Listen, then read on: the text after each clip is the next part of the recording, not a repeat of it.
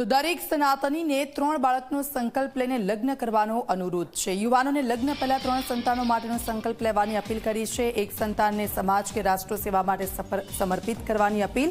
ભુજમાં ગીતા જયંતિ ઉજવણીમાં સંતો જોડાયા છે। સનાતનીઓને સાવધાન થવાની પણ જરૂર છે। સ્વામી પ્રદીપ્તાનંદજીનું આ કહેવું છે।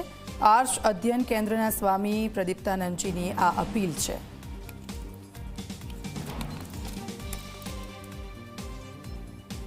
एक साधु एक सन्यासी અને બધા વ્યક્તિઓને હાજર રાખીને કહું છું કે હિન્દુ પરિવારમાં હવેથી ઓછામાં ઓછા 3 સંતાનોનો સંકલ્પ લઈને એના જ લગ્ન કરવા।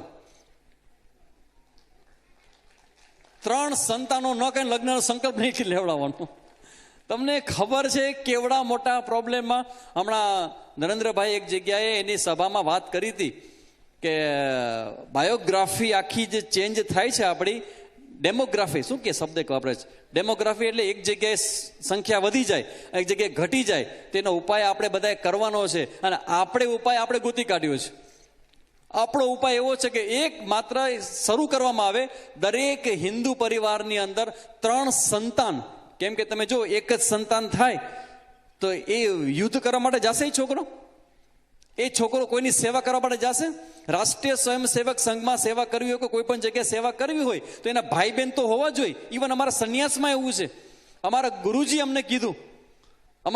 અમને કીધું કે તમારે સંન્યાસ જોતો હોય ને તો તમારા ભાઈ હોવો જોઈએ।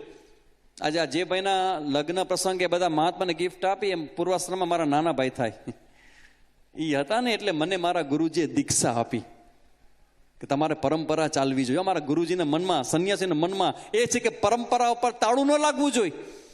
તો આજે હું કહેવા માટે એક સંન્યાસી બનીને તમારી વચ્ચે ઊભો છું કે 3 સંતાનોનો વિચાર છે એ દરેક પ્રમુખે એના સમાજની અંદર ફેલાવો।